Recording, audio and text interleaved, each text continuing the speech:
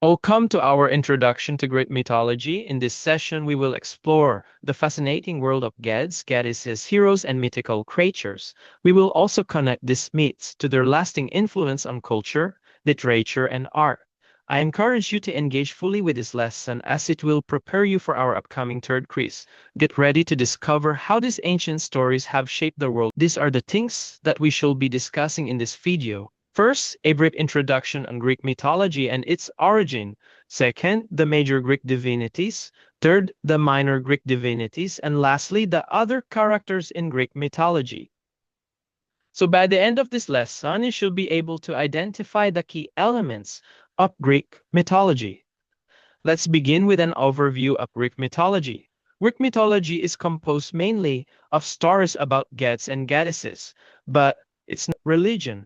Instead, these stories were written to serve as a way of explaining how things came to be.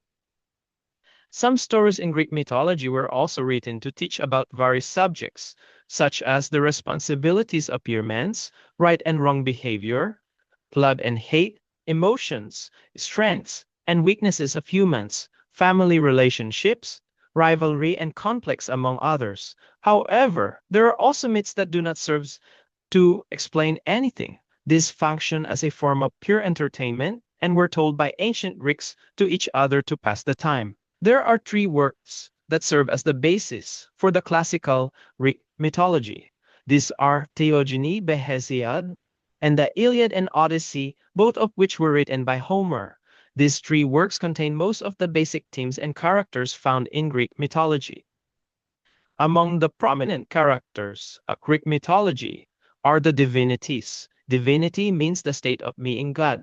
The Greek divinities may be divided into several groups, among which are the following. We have Titans, Lyncans, minor divinities, and other characters such as demigods, heroes, monsters, and mortal men.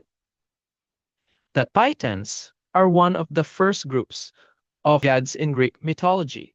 They are the children of Uranus, who represents the sky, and Gaia, who represents the earth. The Titans were very powerful and helped shape the world before more well-known gods, like those of Mount Olympus, appear. They are often shown as giant and strong, representing natural forces of the earth. According to Hesiod's Theogony, there were 12 original Titans. We have Cronus and Rhea, Hyperon and Thea, Koios and Phoebe, Iapetus and Clymene, Oceanus and Thetis, and last, we have Tennis and Mnemosyne. At the instigation of their mother Gaia, the Titans rebelled against Uranus, their father, who had locked them up in the underworld called Tartarus.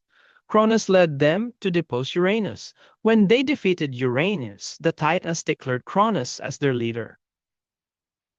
One of Cronus' sons, Zeus, rebelled against his father. This led to a struggle with most of the Titans supporting Cronus. After 10 years of fierce battles, known as Titanomachia, Zeus and his siblings defeated the Titans. Zeus then captured the Titans and imprisoned them beneath Tartarus. After that, the Olympians then took over and became the most powerful group of gods. They lead on Mount Olympus, which is how they got their name, the Olympians. There are 12 Olympians or major gods and goddesses, so let's get to know them one by one. First, Zeus is the ruler of the gods on Mount Olympus. He's the god of the sky and thunder, often holding a scepter and a thunderbolt, which show his power. His wife is Hera, who is also his sister. The second most powerful god on Mount Olympus is Zeus' brother, Poseidon. You might know him as the father of Percy Jackson, a character from books and movies. He's the god of the sea, earthquakes, and horses. Poseidon is usually shown with a chariot pulled by 4 horses and holding a trident, his three-pronged scepter over the waves. Third in line is Hades, who is also Zeus and Poseidon's brother. He's the god of the underworld. While Hades oversaw the trial and punishment of wicked after death, he wasn't usually one of the judges or the one to personally punish the guilty, because that task was given to the Furies.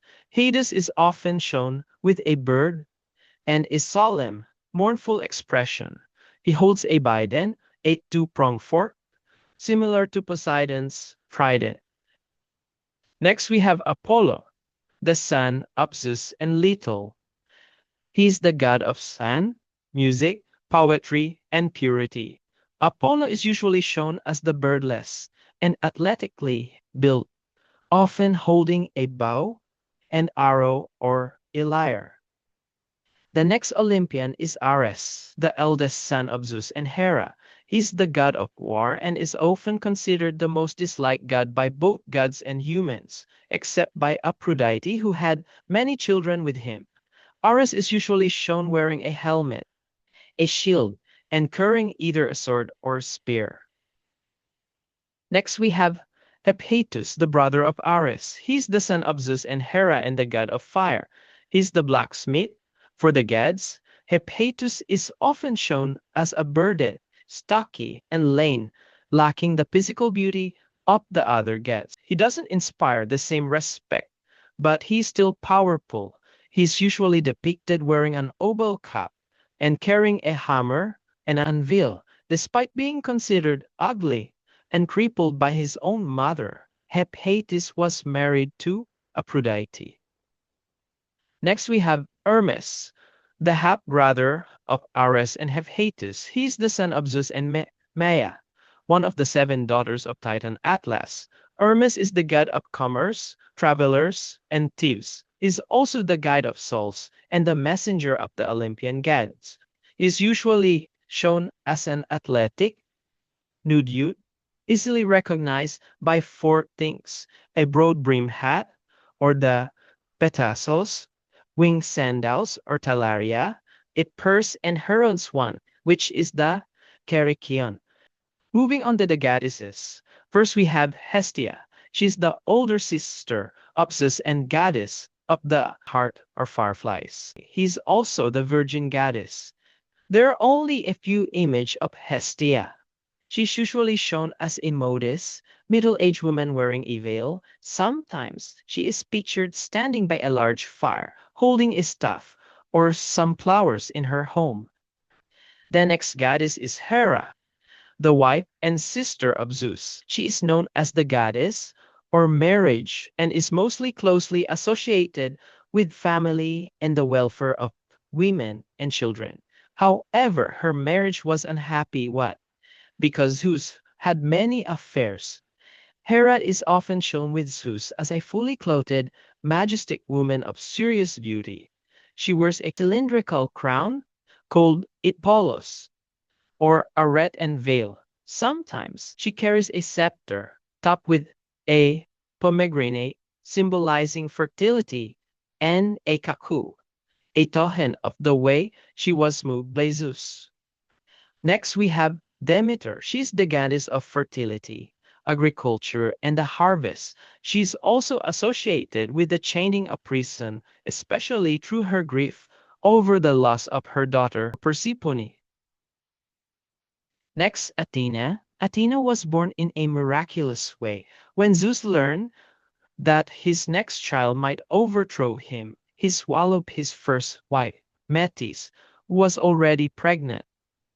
Later, Zeus suffered tremendous headaches, and Hephaestus struck his head with an axe. Athena then sprang out of Zeus' head, fully armed and cried. Because of this, she is known as the goddess of wisdom and war. In art and literature, Athena is often depicted as a majestic woman with a beautiful but stern face, gray eyes, and powerful presence. Next, we have Aphrodite. There are different stories about her origin. One myth says she emerged from the sea boom after Uranus was castrated by Cronus, while another version claims she is the daughter of Zeus and Dione. Aphrodite is the Olympian goddess of love, beauty, sexual pleasure, and fertility. She is often depicted as a stunning, perfect maiden infinitely desirable yet out of which, sometimes, she is shown with symbols like a magical girdle, a shell, a dove, a sparrow, roses, and myrtles. The last of the 12 Olympians is Artemis. She is the daughter of Zeus and Leto, and the twin sister of Apollo. When she was only a few days old, she helped her mother give birth to Apollo. Artemis is the goddess of Hand and the moon. She's often depicted as a young, beautiful, and vigorous huntress carrying a quiver of arrows and holding a bow. She typically wears a short, knee-high tunic and is often accompanied by animals. We will now move on to the minor divinities or the other gods and goddesses in Greek mythology. First, we have Eros, the god of love, commonly known as Cupid. He's the son of Aphrodite, the goddess of love, and Ares, the god of war.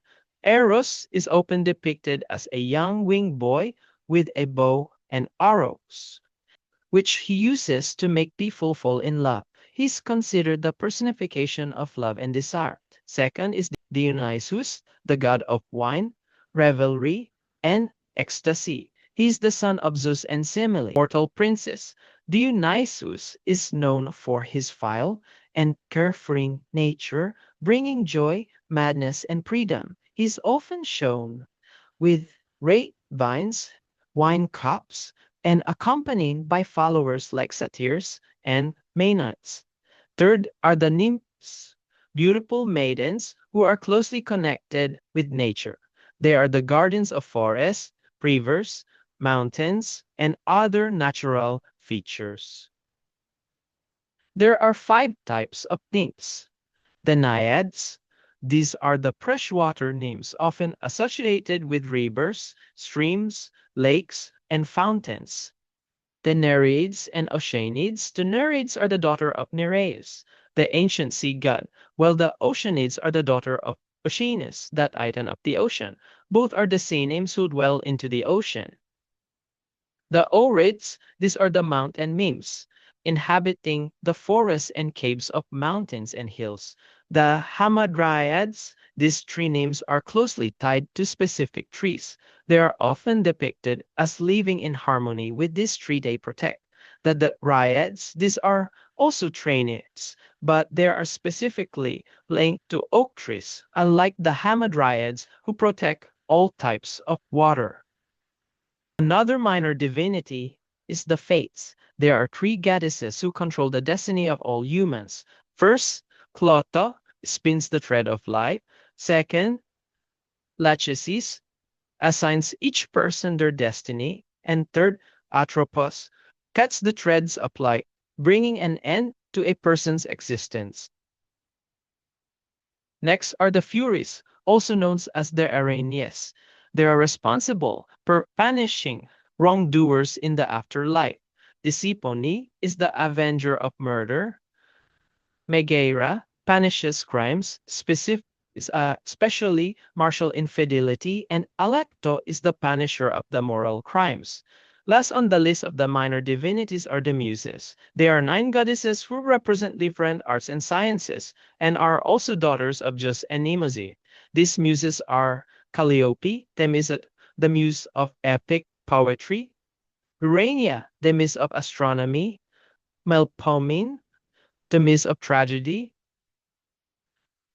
Terpsichore, the muse of song and dance; Clio, the muse of history; Polyhymnia, the muse of hymns or songs to the gods; Arato, the muse of love poetry or love songs; Euterpe, the muse of lyric poetry; and Thalia, the muse of comedy. In addition to the gods and goddesses, Greek mythology is rich with other fascinating figures. Demigods are beings who are part divine and part mortal, often born from the union of God and human. These individuals possess extraordinary abilities due to their divine parentage, yet are still subject to human flaws and struggles. Notable examples include the mighty Hercules, famous for his troubled labors, and Percy Jackson, a modern-day demigod who battles mythological creatures and saves the world. Then there are the heroes of Greek mythology, who, while mostly or entirely mortal, are often or notable birth and are distinguished by their incredible feats and adventures. These heroes like Achilles from the Iliad, renowned for his unmatched strength and tragic fate, and Odysseus from the Odyssey, famed for his cleverness and long journey home, are celebrated for their courage, intellect, and resilience. Greek mythology also features terrifying monster creatures that evoke fear and awe. The Cyclops, a one-eyed giant, and the Minotaur, a half-man, half-bull beast lurking in the labyrinth, are among the most notorious. These creatures challenge heroes and gods alike, testing their strength and wit. Lastly, there are men, the mortals who live in the shadow of deaths. They are bound to the earth, yet they show reverence to the gods through worships, sacrifices, and praise, acknowledging the power of the divine in their daily lives. And as the end of our discussion, I hope it helped you familiarize yourself with the gods, heroes, and other creatures in Greek mythology. Then for our next face-to-face meeting after presenting the previous activity, we will have our third quiz on Greek mythology. After that, we will explore our new literature, the eight reptiles of lovers. That's why I require everyone to read the PDF I uploaded in our Google Classroom last time. So that's all, and thank you for watching our recorded lecture. Keep safe, everyone.